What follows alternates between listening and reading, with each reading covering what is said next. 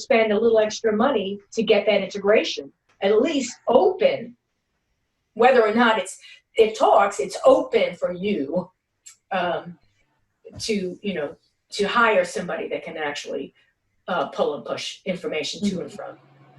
For sure, for sure. I don't know if I ever shared this with you ladies, but I actually built a free guide, a software selection guide that's on my website. Nice.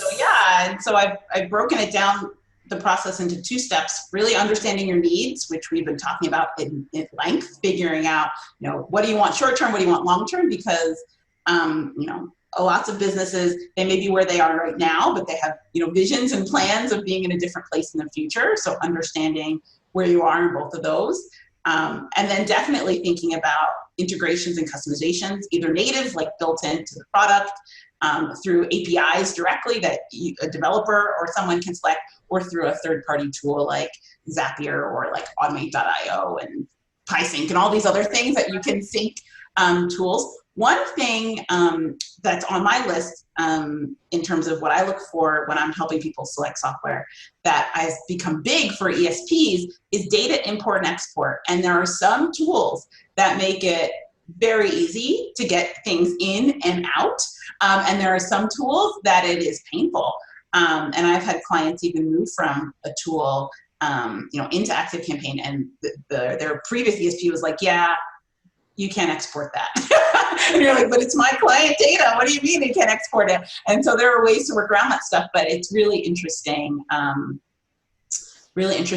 what tools kind of allow you to do, what they allow you to do. And then the other big pieces for me, in addition to cost, because everyone kind of starts with cost. I kind of tend to think about cost at the end.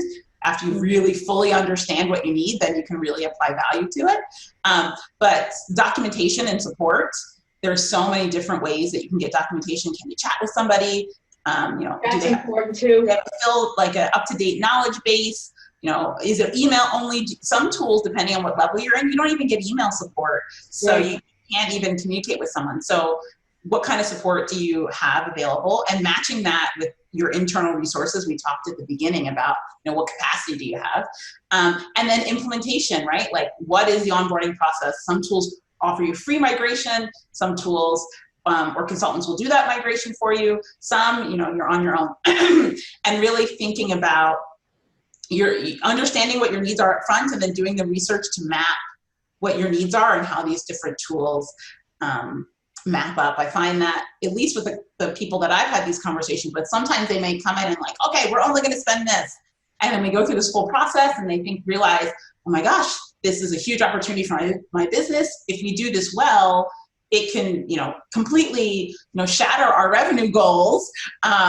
It's actually worth it to get a tool that does, that does it right. It's worth it to invest in the power screwdriver than sitting and screwing in each nail. So it's helpful. And sometimes the inverse happens, right? You're like, okay, I'm not ready for this. I don't need anything super fancy. So then you can pick a tool that meets your needs as well, and you can counteract the FOMO that happens sometimes. Right. When it comes to ESPs and other tools, there's just like, well, I'm using this. What are you using? And there's a little bit of like, oh my gosh, maybe do I need this tool? But the clearer you are with your needs and how well you know your needs, the easier it will be to be like, nope, I'm good with what I've got. It does everything that I need.